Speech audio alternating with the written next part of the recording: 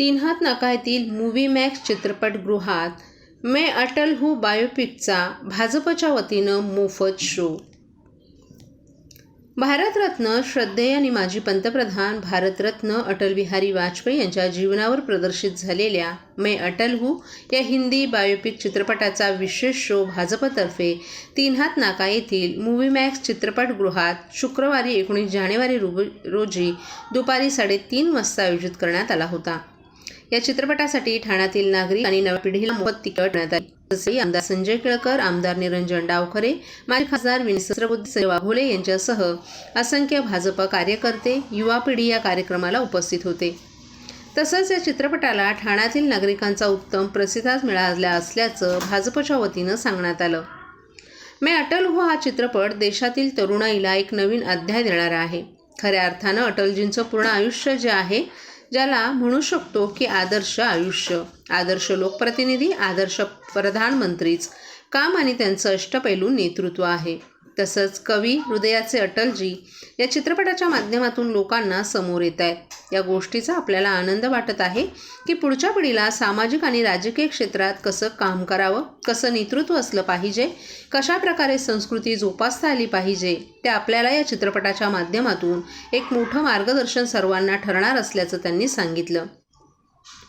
तर मैं अटल हूँ हा चित्रपट देशभरात सगळीकडे प्रदर्शित होतोय। तसंच ठाण्यामध्ये हा आवर्जून भाजप जनता पार्टीचे युवा कार्यकर्ते तसंच तरुण पिढी यांच्यापर्यंत हा चित्रपट पोहोचला पाहिजे या दृष्टिकोनातून या चित्रपटाचं प्रदर्शन ठेवलं असल्याचं आमदार निरंजन डावखरे यांनी सांगितलं।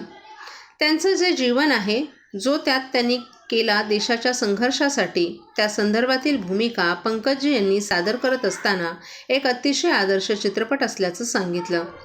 तरुणांना अटलजींच्या आयुष्याबद्दल कळावं म्हणून आम्ही आज या ठिकाणी या चित्रपटाचं प्रदर्शन आयोजित केलं असून या चित्रपटाला या ठिकाणी लोकांचा चांगला प्रतिसाद मिळत असल्याचंही निरंजन डावखरे यांनी सांगितलं। साहेब काय सांगाल या ठिकाणी चित्रपटाचं आयोजन करण्यात थोड़ा नीचे लेना मैं। हां सर, मैं अटल हूँ हा चित्रपट देशातल्या तरुणाईला एक नवीन अध्याय देणारा असेल।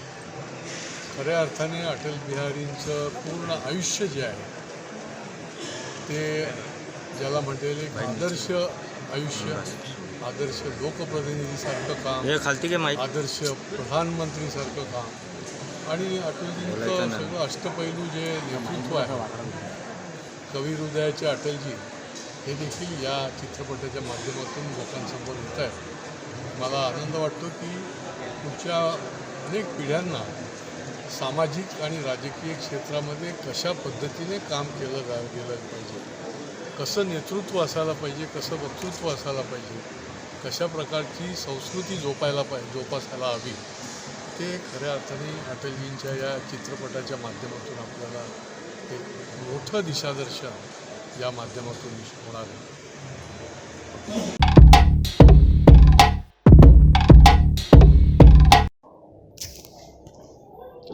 विधानसभा मतदारसंघाच्या अंतिम मतदार याद्या 22 ऐवजी 23 जानेवारी रोजी होणार प्रसिद्ध। सोमवार दिनांक 22 जानेवारी 2024 रोजी रामलल्ला प्राण प्रतिष्ठापना दिनानिमित्त सार्वजनिक सुट्टी जाहीर केली असल्यानं राज्यातील सर्व विधानसभा मतदारसंघांच्या अंतिम मतदार याद्या 22 जानेवारी ऐवजी दिनांक 23 जानेवारी रोजी प्रसिद्ध करण्यात येणार आहेत। तरी या बदलाची सर्व नागरिकांनी नोंद घ्यावी असं आवाहन उपजिल्हा निवडणूक अधिकारी अर्चना कदम यांनी केले।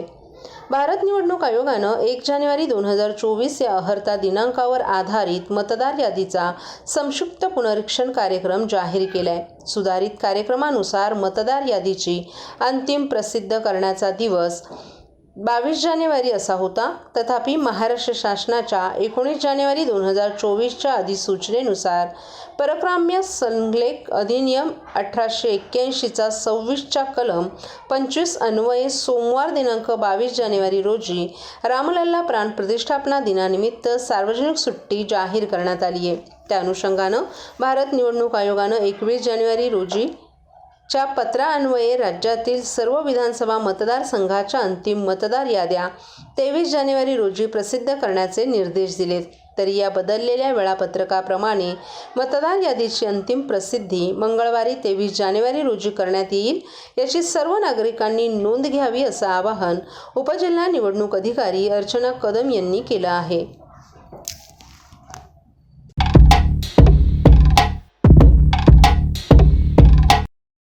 ठाणेकर मालमत्ता करदात्यांसाठी करातील व्याज माफी अभय योजना 31 डिसेंबर 2023 पर्यंत मालमत्ता करावरील 100% व्याज माफ.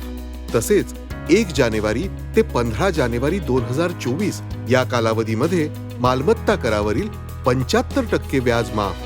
त्याचप्रमाणे 16 जानेवारी ते 31 जानेवारी 2024 या कालावधीमध्ये मालमत्ता करावरील 50% व्याज माफ. तरी सदर व्याज माफीच्या अभय योजनेचा ठाणेकर करदात्यांनी लाभ घ्यावा. महानगरपालिकेच्या कोणत्याही संकलन केंद्रावर कर भरण्याची सोय आहे. ATM, डेबिट, क्रेडिट कार्डद्वारे कर भरण्याची सुविधा उपलब्ध करून देण्यात आली आहे. सोमवार ते शनिवार या दरम्यान सकाळी 10:30 ते सायंकाळी 5 वाजेपर्यंत संकलन केंद्राची वेळ असून करदात्यांच्या सोयीसाठी रविवारी संकलन केंद्र सकाळी 10:30 ते दुपारी 1:30 वाजेपर्यंत सुरू ठेवण्यात येत आहे. यासोबतच ठाणे महानगरपालिकेच्या propertytax.thanecity.gov.in या संकेतस्थळावर ऑनलाईन पद्धतीने मालमत्ता कर भरण्याची सुविधा उपलब्ध करून देण्यात आली आहे. तसेच गुगल पे, फोन पे, पेटीएम आणि भीम ॲपद्वारे आपला कर सुलभतेने जमा करू शकता. ठाणे महापालिका क्षेत्रातील सर्व करदात्यांना विनंती आहे की आपण या व्याज माफी अभय योजनेचा जरूर लाभ घ्या आणि आपला मालमत्ता कर लवकरात लवकर महापालिकेमध्ये जमा करून महापालिकेस सहकार्य करा. धन्यवाद.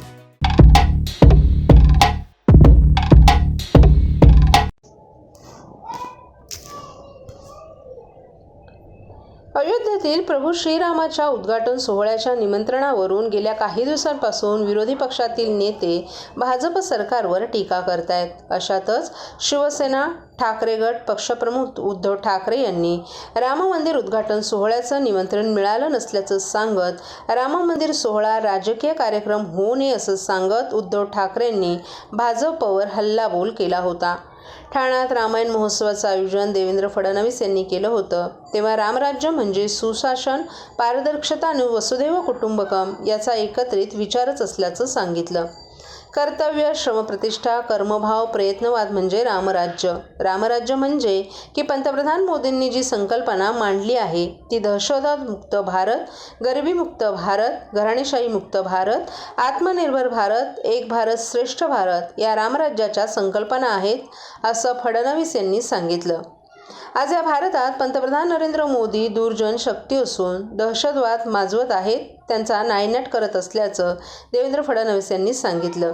आवश्यकता पडल्यास सर्जिकल स्ट्राईक, एअर स्ट्राईकही केले जातात आणि कलम 370 हटवून दूरजन शक्तींना सांगितलं जातं की भारताचे तुकडे तुम्हाला करू देणार नाही. रामराज्याच्या संकल्पनेवर देशाचा कारभार सुरू आहे. पंतप्रधान नरेंद्र मोदी यांनी हेच करून दाखवलं.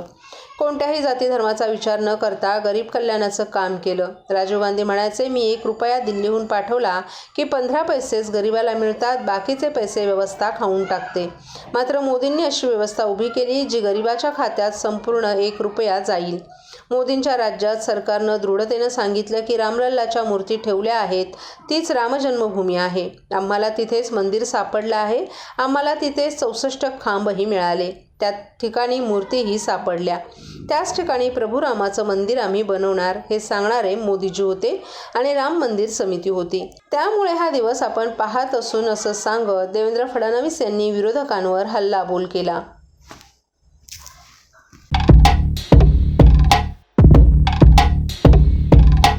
कही सुनहि बहुविधि सब सुनता, कही सुनहि बहुविधि सब सरता। राम सिया राम जय जय राम।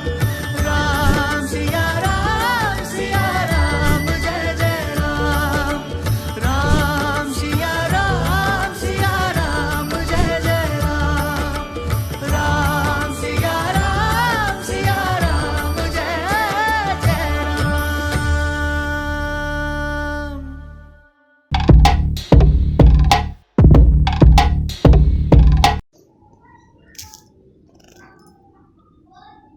आयुर्वेद प्रसारासाठी अधिक प्रयत्नांची गरज, केंद्रीय मंत्री श्रीपाद नाईक यांचं मत. विश्वामध्ये अनेक चिकित्सा आहेत, परंतु आयुर्वेद ही पद्धती विशेष आहे. आयुर्वेदासाठी आणखीन प्रयत्न केल्यास जगात आयुर्वेदिक आपण आणखीन पुढे नेऊ शकतो, असं प्रतिपादन केंद्रीय मंत्री श्रीपाद नाईक यांनी व्यक्त केले. आयुर्वेद सर्वांसाठी जीवनशैलीजन्य विकारांच्या व्यवस्थापनातील नवीन दृष्टिकोन या विषयावर आयुष मंत्रालय, भारत सरकारच्या वतीनं ठाण्यात राष्ट्रीय आरोग्य मेळावा आणि AISCON 2024 आयोजित करण्यात आला आहे. याचा शुभारंभ नाईक यांच्या हस्ते करण्यात आला. त्यावेळी ते बोलत होते. मी आयुष मंत्री असताना जो सन्मान तुम्ही मला दिला त्यापेक्षाही जास्त सन्मान आजच्या कार्यक्रमामुळे मला दिला आहे, असं प्रारंभी नमूद करून श्रीपाद नाईक यांनी जगामध्ये अनेक चिकित्सा पद्धती आहेत, परंतु आधुनिक जीवन आणि वेद अर्थात ज्ञान आणि जीवन कशाप्रकारे जगायचं हे सांगणं म्हणजे आयुर्वेदिक असल्याचं सांगितलं. आधुनिक जीवन जगताना आपल्या मूळ सिद्धांतावरच यावं लागेल. कोरोनासारखे अनेक शत्रू यापुढेही हल्ला करण्यास सज्ज आहेत. अशा वेळी आयुर्वेद सक्षम करणं गरजेचं असल्याचंही त्यांनी सांगितलं. भारतात सर्वात जास्त आयुर्वेदिक महाविद्यालये महाराष्ट्रात आहेत. त्यामुळे इथे एक स्वतंत्र आयुर्वेदिक विद्यापीठ व्हावं, तसंच प्रत्येक बाळासाहेब ठाकरे दवाखान्यात आयुर्वेदाचा समावेश होणं गरजेचं असल्याचं मतही महासंमेलनाचे अध्यक्ष पद्मश्री पद्मभूषण वैद्य देवेंद्र त्रिगुणा यांनी सांगितलं. त्याचबरोबर मुंबईतील मरीन ड्राईव्ह परिसरात एक जुनं मित्तल आयुर्वेदिक महाविद्यालय आहे, ते बंद होण्याच्या मार्गावर आहे. यात मुख्यमंत्र्यांनी लक्ष घालावं आणि ती जागा आयुर्वेदाच्या कामासाठी उपयोगात आणावी, अशी विनंतीही त्यांनी केली. बदलत्या जीवनशैलीमुळे निर्माण होणाऱ्या प्रश्नांवर आयुषच्या माध्यमातून काही सुयोग्य हस्तक्षेप करून होणारे दीर्घकालीन नुकसान रोखण्याचा प्रयत्न असल्याचं आयुष मंत्रालयाचे सचिव पद्मश्री वैद्य राजेश कोटेचा या संमेलनात सांगितलं. आयुर्वेदिक शास्त्रातील उपायांचा आधुनिक वैद्यकीय उपचार पद्धतीत उपयोग करून रुग्णांची प्रतिकारशक्ती वाढवताना रोगाच्या मुळाशी जाण्याचे प्रयत्न सुरू आहेत, असंही त्यांनी सांगितलं. पथ्य, अपथ्य, दिनचर्या, ऋतुचर्या, पंचकर्म आणि अन्य उपचार पद्धतींचा संतुलित वापर केल्यानं समाज स्वास्थ्य सुदृढ राहू शकतं, असा विश्वासही त्यांनी व्यक्त केला. केंद्रीय कामगार आणि रोजगार मंत्रालयाच्या सचिव आरती अहुजा यांनी आपल्या भाषणात कामगार रुग्णालयांमध्ये आयुर्वेद उपचारासाठी 50 रुग्णशय्या ठेवण्यात येणार असल्याचं त्यांनी सांगितलं. सार्वजनिक आरोग्य म्हणजे केवळ उपचार नसून प्रतिबंध करणं महत्त्वाचं असतं. आजारावर प्रतिबंध आणण्याची क्षमता ही केवळ आयुर्वेदात आहे, असं देखील त्यांनी सांगितलं.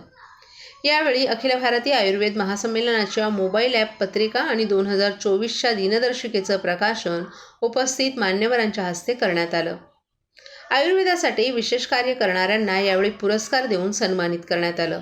या महासंमेलनाला प्रमुख पाहुणे म्हणून महासंमेलनाचे अध्यक्ष पद्मश्री पद्मभूषण वैद्य देवेंद्र त्रिगुणा, आयुष मंत्रालयाचे सचिव पद्मश्री वैद्य राजेश कोटेचा, वैद्य जयंत देवपुजारी, डॉक्टर मनोज नेसारी आणि वैद्य राकेश शर्मा, वैद्य मनोज रामदास आव्हाड आदी मान्यवरही उपस्थित होते.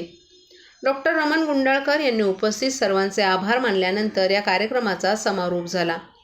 या महासंमेलनात तणाव नियंत्रण, वेदना व्यवस्थापन, योग आणि आयुर्वेद, संधिविकार व्यवस्थापन, योग आणि सत्वावजय, चिकित्सा, स्वस्थ जीवनासाठी आयुर्वेद, आयुर्वेदातून रोगप्रतिकारशक्ती, आयुर्वेदातील त्वचा आणि केसांची काळजी, स्त्री विकारांचं व्यवस्थापन, पचनविकारांचं व्यवस्थापन, आयुर्वेदिक दिनचर्या आणि स्वास्थ्यपूर्ण आहार, सामान्य जीवनशैलीजन्य विकारांचं व्यवस्थापन या विषयांवर आयुर्वेदिक तज्ज्ञांची मार्गदर्शक व्याख्यानं होणार आहेत.